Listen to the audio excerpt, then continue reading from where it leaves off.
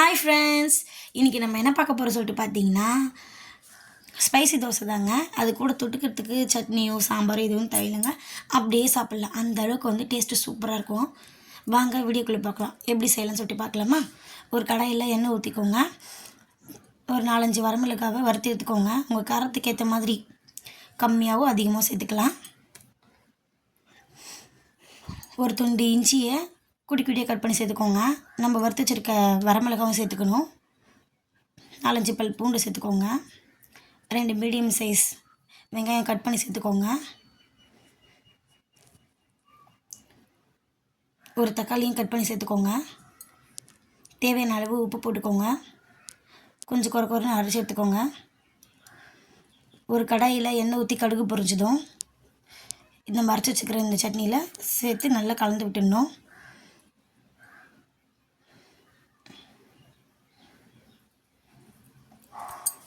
ரெண்டு medium size carrot எடுத்துக்கோங்க.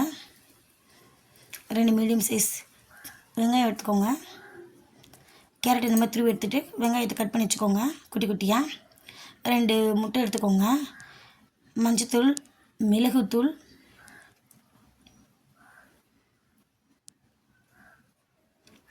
தேவையான அளவு உப்பு சேர்த்து நல்லா கலந்து விட்டுருங்க. இந்த மாதிரி நல்லா கலந்து எடுத்துக்கோங்க.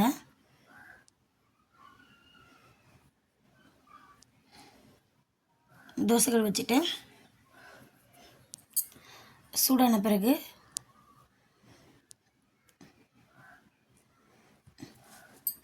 தோசை நல்லா ஊற்றிக்கோங்க.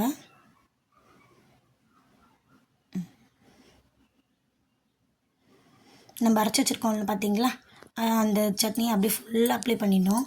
அப்ளை பண்ணிவிட்டு நம்ம துருவி வச்சுருக்க கேரட்டை அது மேலே அப்படியே தூவி விடணும். நல்லா நம்ம கட் பண்ணி வச்சுருக்கோம்ல வெங்காயம், அதையும் சேர்த்து மேலே அப்படியே தூவி விடணும். நம்ம நிறைய வேணாலும் நிறைய தூவிக்கலாம், கம்மியாக வேணாலும் கம்மியாகவும் தூவிக்கலாம். இந்த மாதிரி நல்லா ஃபுல்லாக தூவி விட்டுடணும் தோசை மேலே. அது வரைக்கும் கேஸ் ஸ்டவ் வந்து சிம்மில் வச்சுக்கோங்க, இல்லைன்னா கீழே வந்து கருகிடும். நம்ம கலந்து வச்சுருக்கோம்ல முட்டை, அதையும் அது கூட சேர்த்து நல்லா ஸ்பூனை வச்சு ஸ்ப்ரெட் பண்ணிவிடுங்க. ஃபுல்லாக தேவையான அளவு எண்ணெய் ஊற்றிக்கோங்க. ஒரு 5 நிமிஷம் கழித்து பார்த்திங்கன்னா இந்த அளவுக்கு வெந்து வருங்க. அதுக்கப்புறமா தோசையை திருப்பி போட்டுக்கோங்க.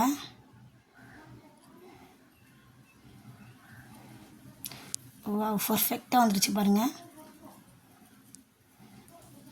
அவ்வளோதாங்க, ஸ்பைசி தோசை செஞ்சு பாருங்கள். டேஸ்ட்டு சூப்பராக இருக்கும்.